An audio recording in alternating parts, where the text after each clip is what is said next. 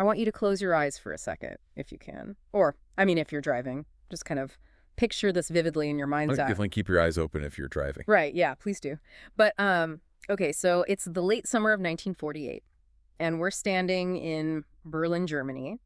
But you have to completely erase whatever image you have of a bustling, modern European capital. Oh, totally. Because at this point, we're standing in a landscape of just absolute apocalyptic devastation. Exactly. It's only been 3 years since the end of the Second World War. The air still smells faintly of, like, crushed brick and old ash. Pulverized concrete everywhere. Yeah, just entire city blocks that are nothing but skeletal remains of buildings. Yeah. And we're standing near the perimeter of Tempelhof Airport. Mm. And amidst all this rubble is a young boy. Standing there looking up. He's looking up at the sky, and he's listening. Because there's this very specific, inescapable sound just filling the air over that city. Right. It's the low, steady, bone-rattling drone of heavy, four-engine radial aircraft.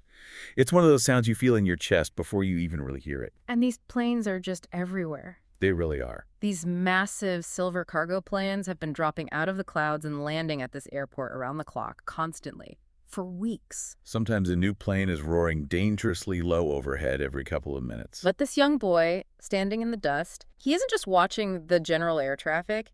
He's waiting for one specific plane. Right, because a rumor has been tearing through these ruined neighborhoods. A rumor about a very specific pilot. And when this pilot makes his final approach, he does something a little different. He wiggles the massive wings of his aircraft. Which is, a tiny, almost imperceptible aerodynamic adjustment to anyone else in the sky. But to those kids on the ground, that slight dip of the wings meant absolutely everything. Because when he wiggles those wings, something unbelievable happens. The boy watches as the plane banks toward the runway. The wings tip like wiggling once, twice. Exactly. And then, floating down from the belly of this deafening military machine is a tiny, delicate parachute. Hand-stitched, right? Yeah, hand-stitched from a plain white handkerchief. And tied firmly to the strings of that little parachute is a handful of chocolate. It's just an incredibly poignant image. You have this massive machine of war repurposed, dropping a piece of candy into a ruined city. It really is. And that image sits at the exact center of one of the most unbelievable logistical, mathematical, and geopolitical standoffs in all of modern history. Welcome to our deep dive. I am so thrilled you're joining us today because we are unpacking a story that it absolutely defies belief.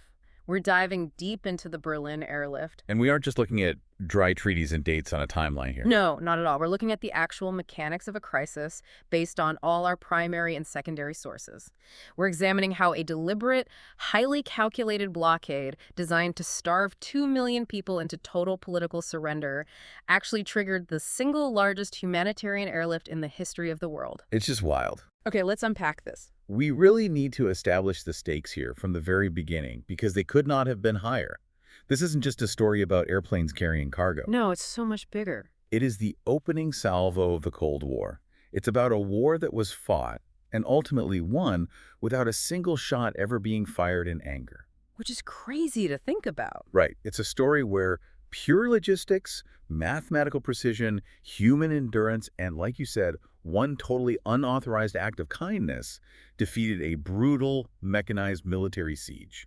To really grasp the mechanics of why this was such a monumental crisis, I think we have to talk about the map. We have to dive into the bizarre geography of a post-World War II world. Geography is everything here. So let's set the stage for you. It's 1945. Germany has been defeated. The war in Europe is over. The victorious Allied powers, so the United States, Britain, France, and the Soviet Union, they decide they need to divide Germany up to manage the post-war reconstruction. Right. They split the country into 4 distinct occupation zones. And that, on its own, was a relatively straightforward administrative decision. But the real complication, the geographical anomaly that basically sets the stage for everything that follows, is the capital city itself. Berlin. Berlin, it was the seat of power, so it's also divided into 4 sectors among those exact same powers. The problem is where Berlin was physically located on the map. This is the part that always blows my mind when I look at the historical maps. It's so weird. It is, because Berlin wasn't sitting on a border between the East and the West. It was sitting entirely 100% inside the Soviet occupation zone of Germany. Wow. So the American, British, and French sectors of the city, which we now refer to collectively as West Berlin, were essentially this capitalist Western-controlled island sitting over 100 miles deep inside what was rapidly becoming a Soviet-controlled communist state. It was a geographical trap. Totally. You have a massive urban population, roughly 2 million people in the western sectors, entirely surrounded by territory controlled by a foreign power. And importantly, this was a foreign power whose relationship with the West was deteriorating by the day. Oh, rapidly deteriorating. Let's try to put this into perspective for you, the listener, because the geography is just so crucial to understand. Think about it like a tightrope walk. Okay, I like. Imagine you and your family live in a single room inside a massive house, but the house is owned by a roommate who is increasingly hostile to you. You have a legal right to live in your room, but the only way to get groceries, water, or medicine is to walk down a very specific, narrow hallway. Right, surrounded by their space. Exactly. If you step even an inch out of that hallway, your hostile roommate has the legal right to just kick you out. That was West Berlin. They were completely dependent on a few narrow highways and rail lines stretching across 100 miles of Soviet territory just to survive. What's fascinating here is how the breakdown of that post-war cooperation actually played out, leading to the severing of those exact lifelines you just mentioned. Because it didn't happen overnight, right? No, it was a buildup. Through 1946-1947, the temporary alliance of convenience between the Soviets and the Western powers was completely unraveling. They had fundamentally incompatible visions for the future of Europe. The West wanted to rebuild Germany economically. Right, to act as a buffer and a trading partner. But the Soviets, having suffered just catastrophic losses during the war, I mean, millions upon millions of casualties, they wanted to keep Germany weak and extract reparations. Makes sense from their perspective. It does. And Berlin became the ultimate flashpoint for this tension. But tensions alone don't start a blockade. There's always a catalyst. What was the specific spark that lit this powder keg? Because it wasn't a military maneuver at first, was it? No, it's economic. It was a currency crisis. Precisely. By June 1948, the old German currency, the Reichsmark, was practically worthless. Inflation was just rampant, the black market was the only real economy, and people were literally using American cigarettes as a standard medium of exchange. Wait, really? Cigarettes instead of money? Oh yeah, cartons of cigarettes were more stable than the cash. So the Western powers knew that if they were going to rebuild their zones, they needed a stable currency. So without consulting the Soviets, they introduced a new currency, the Deutschmark. Which seems like a dry economic policy to us now, but in this context, it was an explosive provocation. It was a massive provocation. The Soviet leadership under Joseph Stalin saw the introduction of the Deutschmark as an unacceptable economic threat and a blatant power grab. They thought it would undermine their own system. Exactly. They feared this strong new currency would flood into their zone, completely destabilizing their own controlled economy. So Stalin retaliates. And his retaliation is absolute and devastating. He closes the roads. He orders all road, rail, and canal access between West Germany and West Berlin to be sealed off entirely. Every single truck, every cargo train, every barge carrying supplies to those American, British, and French sectors of Berlin is stopped at the border. I want you to really internalize what that means on a practical level. Think about the city or town you live in right now. Imagine waking up tomorrow morning to find out that your entire city is completely cut off from the outside world. Just total isolation. Yeah. The highways are barricaded by foreign tanks. The train tracks have been torn up. No grocery trucks are allowed in to restock the supermarkets. No fuel trains are arriving to power the electrical grid. No medicine is getting to the hospitals. Nothing. Completely, totally isolated overnight. That was the terrifying reality for the 2 million people living in West Berlin. And this raises an important point about how we view history, based on the sources we're unpacking. We have to look at this impartially to understand the strategic mechanics. Right, we're not taking sides here, just looking at the historical reality of the strategies. Exactly. This blockade wasn't an act of motiveless cartoon villainy. It was a brutal, highly calculated chess move by Stalin. The strategic intention was coercive starvation. Which sounds horrific. It is horrific. The goal was to deliberately deprive 2 million civilians of food, fuel, and basic necessities, squeezing them until the Western powers had no choice but to abandon their claim on the city.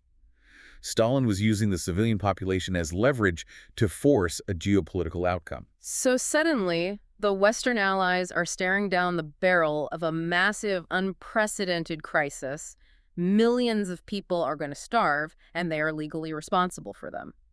From my reading of the sources, they essentially had three terrible options on the table. And the debates in Washington and London were incredibly I tense. can only imagine. The options were bleak. The first option was to call Stalin's bluff and force a land convoy through the Soviet barricades. Right, send in the tanks.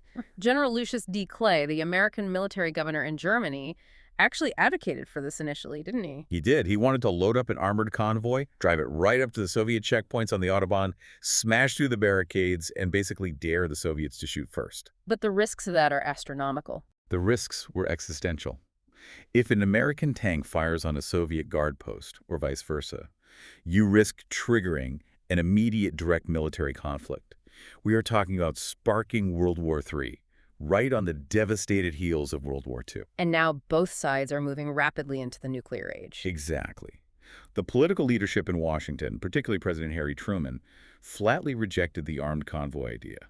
The risk of global annihilation was far too high. So if you can't fight your way in, you look at option two, capitulation. They could Yeah. just fold, pull their personnel out, evacuate the western sectors, and hand the entire city over to Soviet control. Just say, you win, the geography's too hard, you can have Berlin. But geopolitically, that was just as disastrous.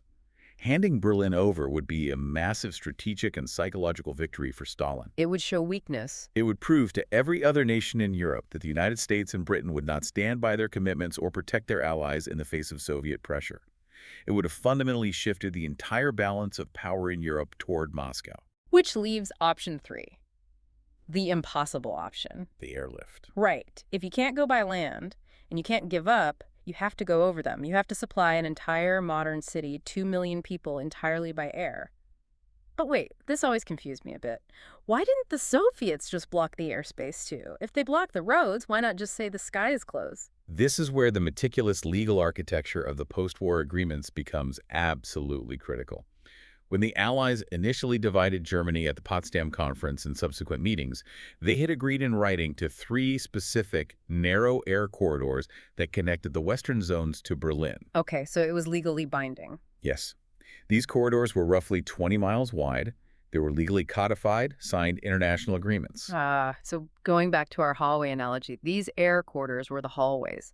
And because they were legally agreed upon, Stalin couldn't just close them without breaking an international treaty. Precisely.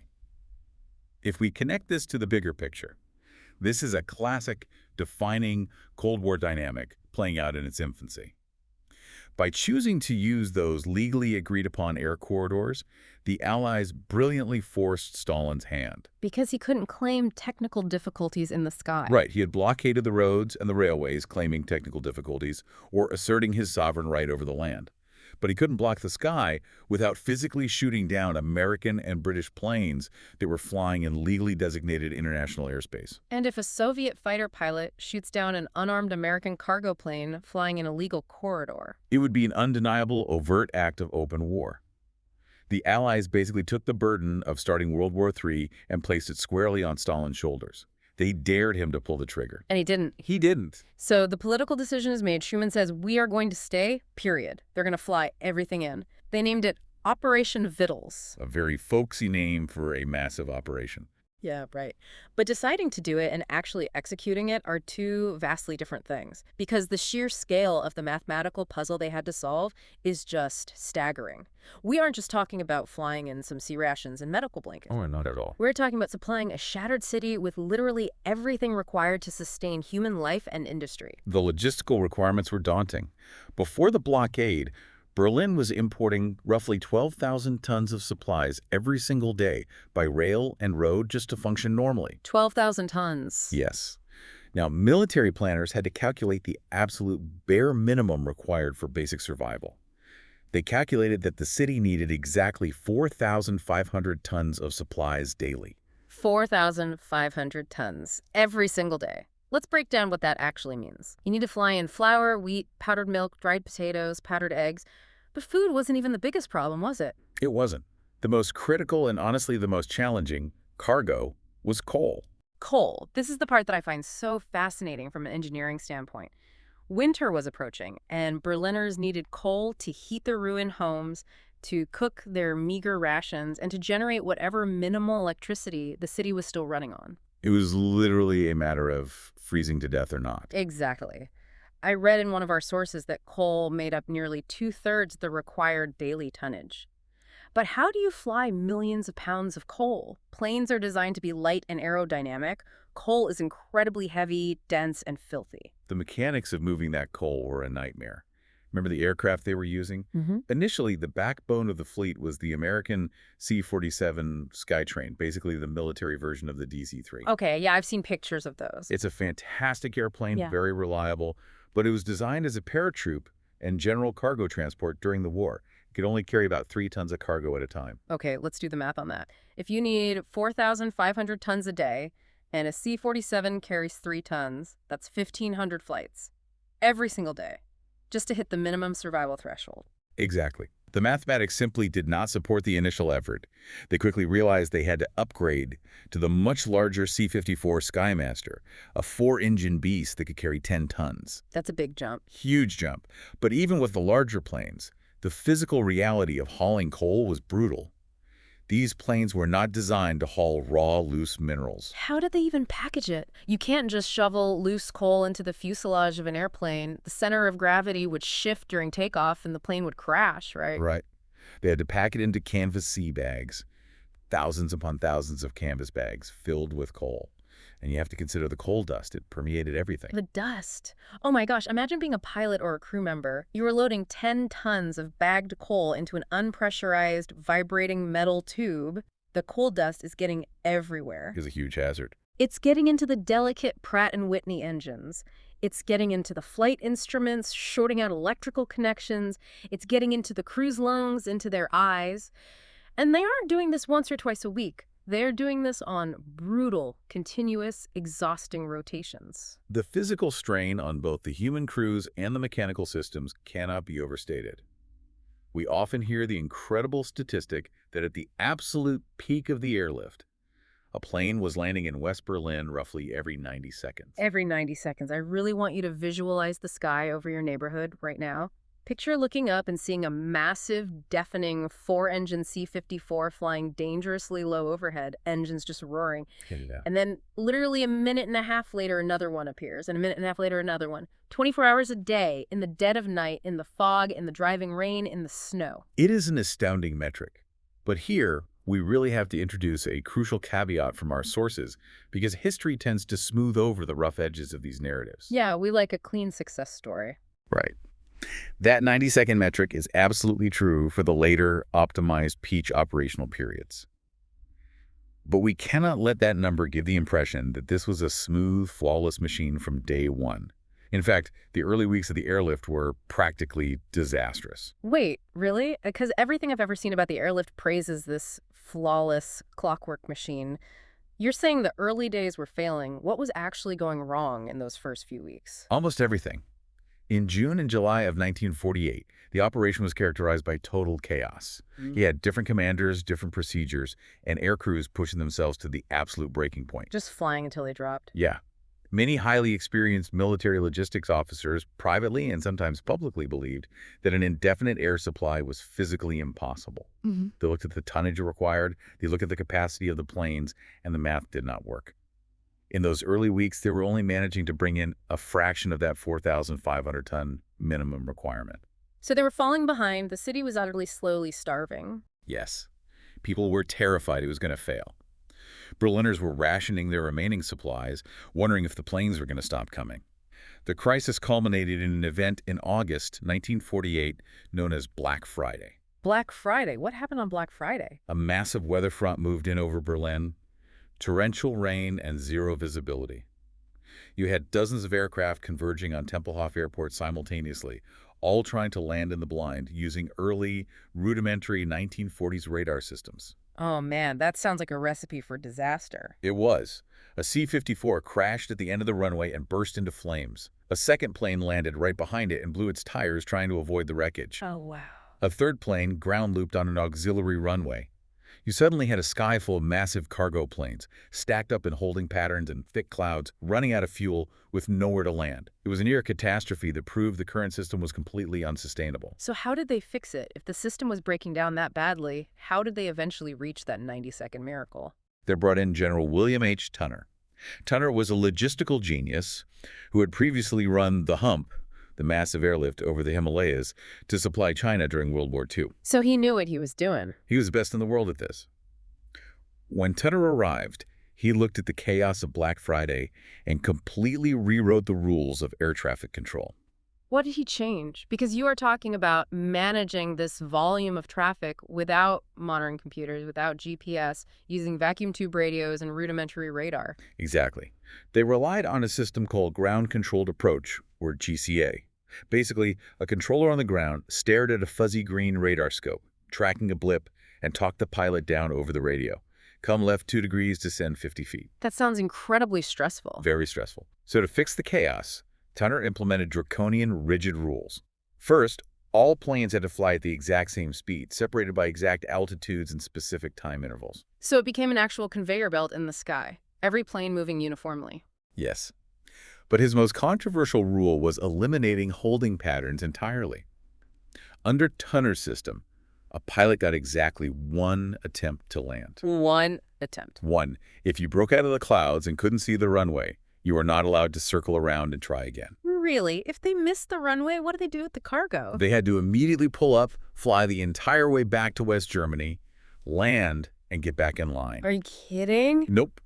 Tunner realized that a plane circling to try again disrupted the entire 90-second spacing behind it, risking mid-air collisions and slowing down the whole operation. It was better to lose 1 plane's cargo for the day than to bottleneck the entire system.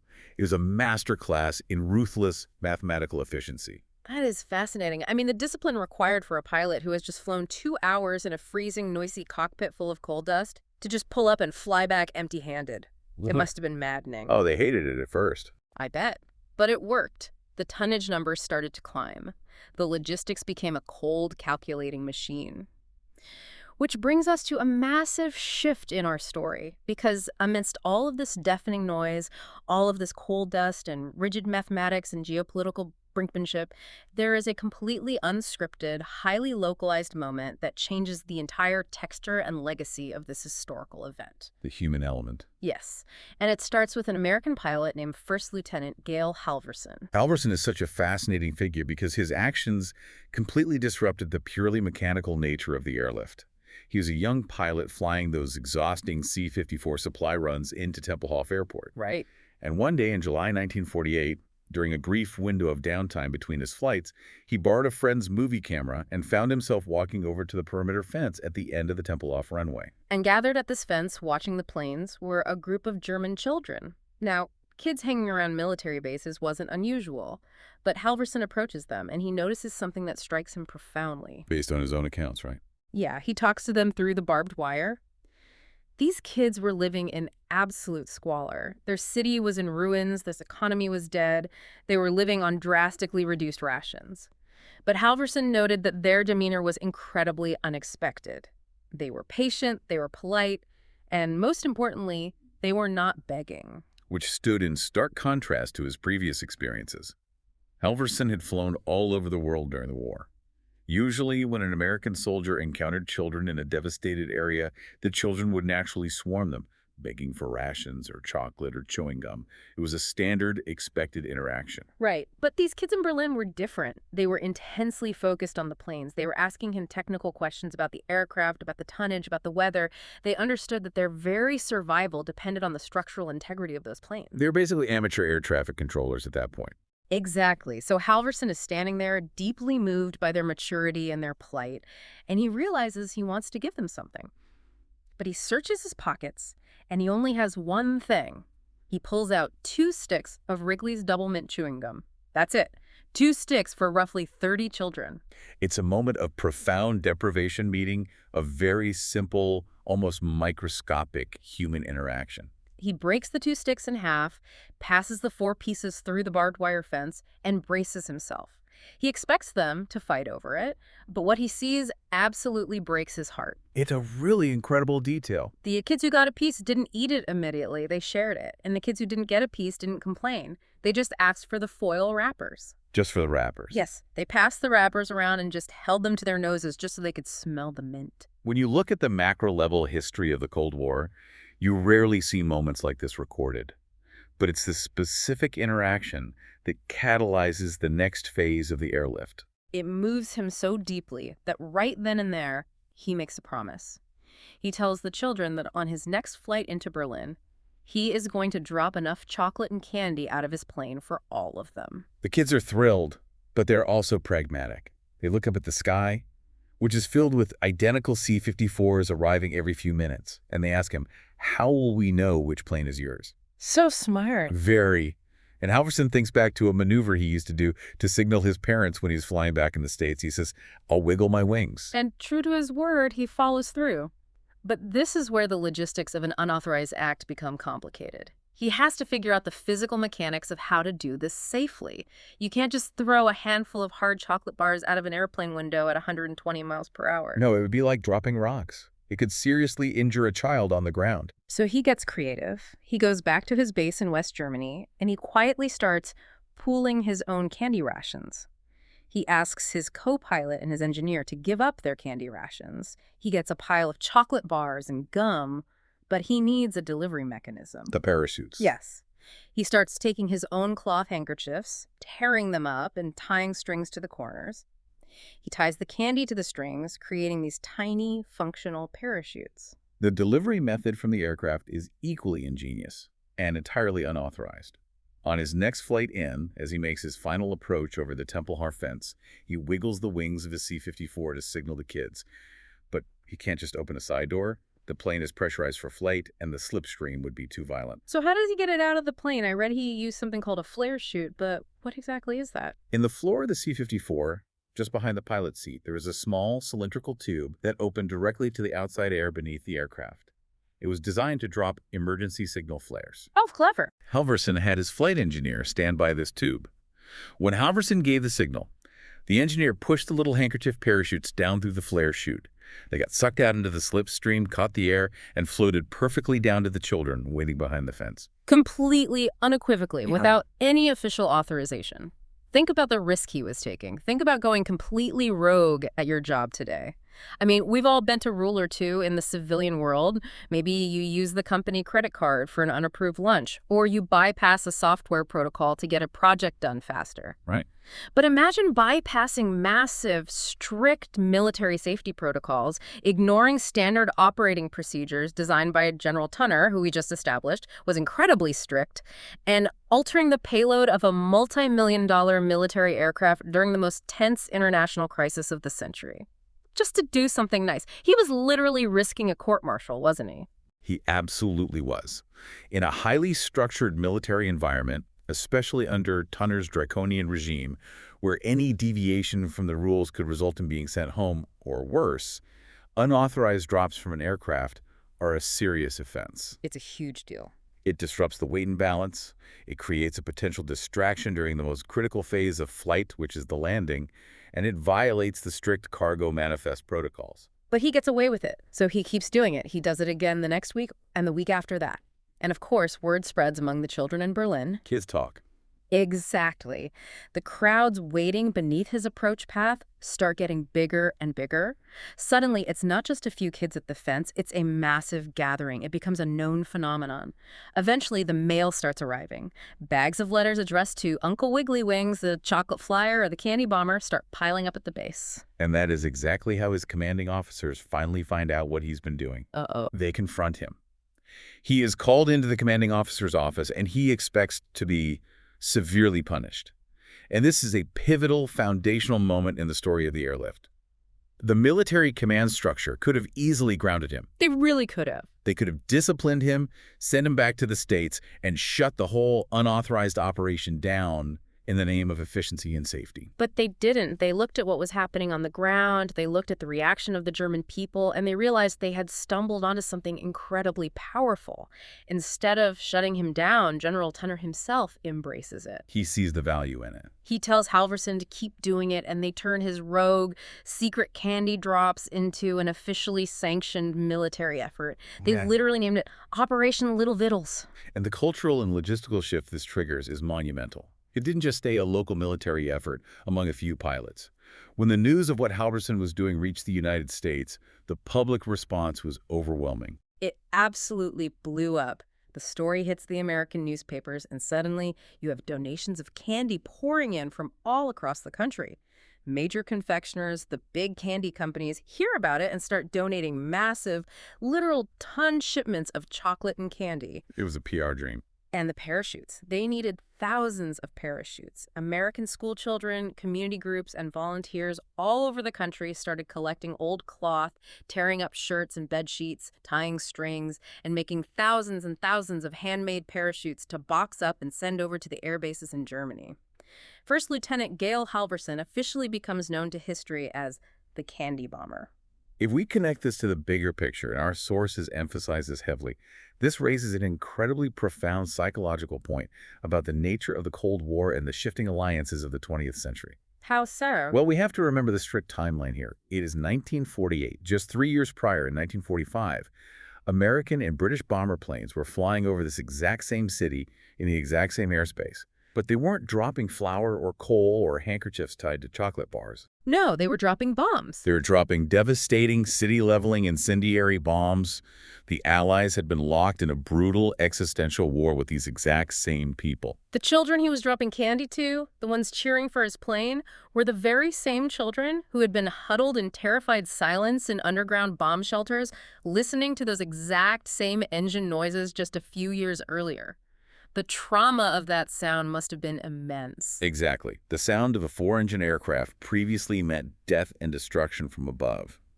And now, the psychological inverse is happening. That's a great way to put it. The airlift transformed former wartime enemies into the very first population that the United States would spend an absolute fortune and risk the lives of its own men to keep alive. What? And Stalin's blockade, which relied entirely on the assumption that the West would eventually grow tired, cynical, and abandon a former enemy to their fate, was suddenly being defeated. It was being defeated by the staggering tonnage of coal and flour, yes, but it was also being defeated by the organic, unscripted humanity of a handkerchief parachute. It was a propaganda victory that no military strategist could have ever planned in a war room. Because you simply cannot engineer that kind of genuine emotion. It totally changed the narrative. The Allies weren't just an occupying force anymore. They were a lifeline. They were friends. And the Soviets, who claimed to be the champions of the working class, were visibly starving the working class of Berlin. And that lifeline held.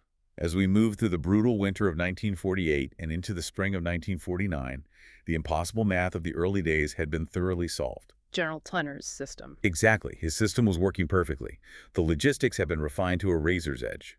By spring, the airlift was actually delivering more daily tonnage by air than had previously arrived by land and rail before the blockade even began. I really need that to sink in for a moment.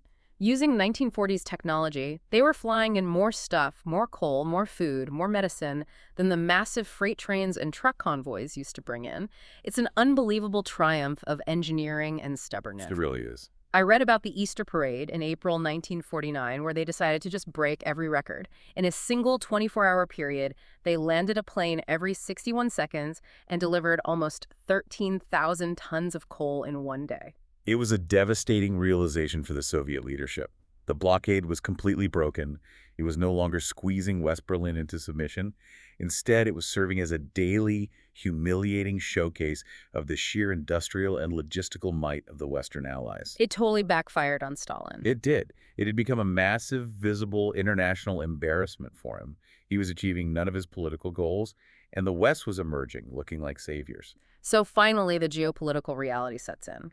On May 12, 1949, almost 11 grueling months after they closed the roads and cut the power, the Soviet Union formally lifts the blockade. They gave up. They reopen the Autobahn. They unblock the rail lines. They gained absolutely no strategic ground. They didn't force the Allies out of Berlin. They didn't stop the creation of the West German state. All they did was suffer a massive propaganda failure, accelerate the formation of NATO, and permanently alienate the very German people they were trying to pull into their sphere of influence. Though it's critically important to note, as our sources point out, that the flights did not stop on May 12th. Really? Why not? The Allies knew exactly who they were dealing with, and they knew how quickly the political winds could shift back. So the airlift actually continued at full capacity for several more months. Oh, to build up a surplus. Exactly. They kept flying supplies in to build up a massive, multi-month reserve of coal and food in West Berlin, just in case the Soviets decided to manufacture another technical difficulty and close the roads again. The operation formally and finally concluded on September 30th, 1949, after 322 straight days of relentless flying. So when we step back and ask, what does this all mean? When you look at the entirety of this crisis, it's like winning a medieval siege, not by attacking the enemy's walls with catapults, but just by out-enduring them. By supplying the castle from the sky. Right. The Allies literally just showed up with groceries on schedule every single day for 322 days until the other side basically gave up out of sheer embarrassment and futility. It is the ultimate victory of logistics, stubbornness, and industrial capacity. It is. But we must also ground this narrative in stark reality.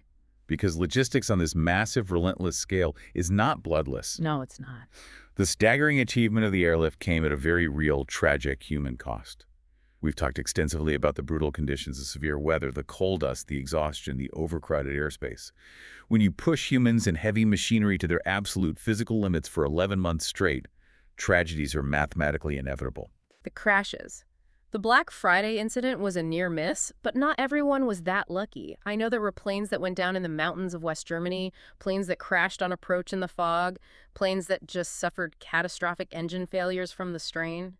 Yes, the historical records show that the cost was severe. There were mid-air collisions in the heavy fog. There were planes that stalled and crashed into apartment buildings near Tempelhof. Across the entire 15-month duration of the operation, there were approximately 101 fatalities. 101 lives lost, delivering coal and flour. And as a caveat for historical accuracy, exact fatality tallies can vary slightly across different historical sources, depending on exactly who is counted in the final metric. Right, how they define a casualty of the operation. Exactly. Some sources count only military flight personnel, while others include civilian contractors or the German civilian ground crews who were killed in tragic accidents unloading planes on the freezing airfields. But regardless of the slight variations in the count, the sacrifice of roughly 100 American, British, and German lives was the literal, physical price of keeping those 2 million people alive. It wasn't just a political victory or a logistical marvel, it was a sacrifice of human life. It really puts the whole thing into a sobering, necessary perspective. You have these two incredibly powerful truths sitting side by side in history.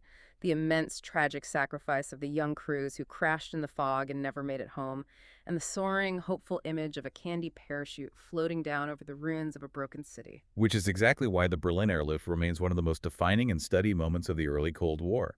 It was a direct existential confrontation between two nuclear-era superpowers, with the fate of Europe hanging entirely in the balance, and it was resolved entirely without direct combat. A completely new kind of war. It set the paradigm for the next 40 years of the Cold War. Confrontation through proxy, through logistics, and through ideological endurance, rather than direct warfare. It's incredible to think about the arc of this story. We started this deep dive looking at a geopolitical puzzle. A city trapped behind enemy lines, a calculated blockade meant to starve millions into submission. And the solution to that puzzle was a staggering display of math and industrial might. Figuring out how to fly 4,500 tons of coal and flour at a rate of a plane every 90 seconds, overcoming weather, fatigue, and physics. The logistics won the day. Those massive tonnage numbers broke the blockade. They literally kept the city from freezing to death. But those impressive tonnage numbers aren't what embedded this event into our collective human memory. Exactly. We don't remember the exact payload capacity of a C-54 Skymaster. We don't remember the precise number of coal sacks delivered on a Tuesday in November. No, we remember the human element. We remember Gail Halvorson. We remember the handkerchiefs. We remember the Wrigley's gum. Which brings me to something I want you, the person listening right now, to really think about. How often do we look at massive systemic crises in our world today? We look at political gridlock, global supply chain failures, massive international conflicts, and we just naturally assume that they can only be solved by equally massive, impersonal, bureaucratic systems. We definitely have a tendency to believe that the solution must fundamentally match the scale and the rigidity of the problem. Right. But consider this. Gail Halvorson's gesture, the very thing that won the hearts of the German people, the action that shifted the global propaganda war and permanently transformed the legacy of the airlift, It was entirely It unauthorized. was completely rogue. It was against the rules. It bypassed the system. Our modern world is increasingly run by optimized algorithms, by incredibly strict protocols, and by rigid corporate and geopolitical strategies that actively, forcefully discourage any deviation from the plan. If you go off script today, you are penalized. You are considered a liability. Efficiency, risk mitigation, and strict protocol are basically the modern gods of logistics and governance. So I want to leave you with this final lingering thought to mull over. If the Berlin Airlift were to happen today in our hyper-regulated, algorithmically optimized, constantly surveilled world, would a pilot even be physically able to open a window to drop a piece of candy? Probably not. Would a modern military structure allow a rogue lieutenant to risk a multi-million-dollar aircraft for a handful of chocolate? Or would he be grounded instantly by an automated system? And if the answer is no, if our systems would shut that down before it ever started, are we engineering out the exact type of spontaneous, unauthorized humanity that actually has the power to change history? It raises such an important question about the space we leave for individual agency and empathy within our massive optimized systems. What is the handkerchief parachute that we're missing in today's gridlocked world? Next time you look up and hear the distant drone of an airplane crossing the sky, think about the boy standing in the rubble in 1948. Think about what he was waiting for. Not a bomb, not a geopolitical policy, not a math equation, but a wiggle of the wings and a tiny white parachute made of a handkerchief. Thank you for joining us on this deep dive.